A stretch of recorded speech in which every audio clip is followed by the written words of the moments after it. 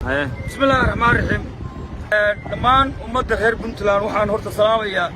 دمان أمد الخير بنتلان بالسلام يا السلام عليكم ورحمة الله وبركاته. على فريتون كي بقول كم السلام يا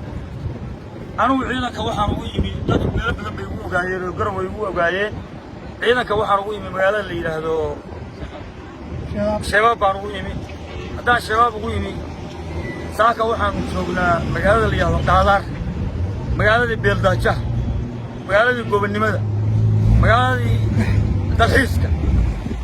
gobolkan ku taalay baan nidhi aad baan waxaan u salaamayaa mar labaad iyo mar saddexaad dadka reer Puntland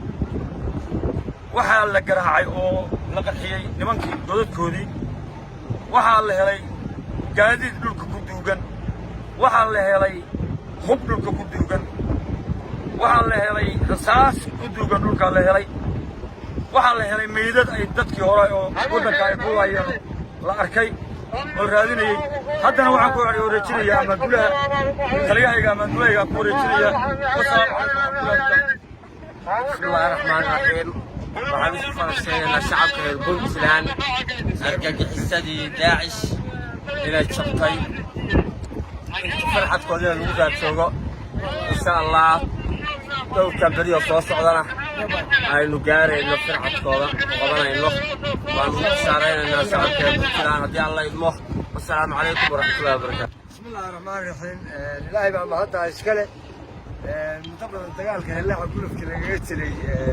buuraha calmiskood hadda saaka wuxuu marayaa magaalada la yiraahdo Dhaadar nimankii daacishta ahaa oo gobolada Puntland iyo shacabka dhibaatada la soo aaday oo ku soo khaldameyna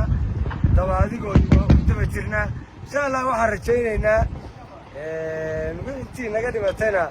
ilaahay ha u naxariisto way shahiideen waa u tacsiyeynaynaa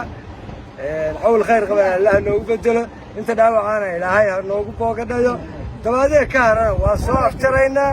adigu ilaahay noo birmeelahaasi noogu qaadanaysaa ciddii dambe oo ku soo khaldanta gobolada Puntlandna casharka iyo mid kasi adag baan ugu dhigaynaa. allahu akbar allahu akbar allahu akbar. بسم الله الرحمن الرحيم. waxaan salaamayaa ummadda Puntland oo ugu horeeyo madaxweynaha Puntland Saciid Cabdullaahi Deni waxaan ilaahay idankii ilaahay nagu guuleeyay hawlgalkii madaxweynaha Puntland ugu magac daray hawlgalka Hillaac saaka hawlgalkii gabagaba weeye waxaan joognaa Dhaadar magaaladii dalxiiska oo hadii beeldaaja gurigii beeldaaja aanu ag taaganahay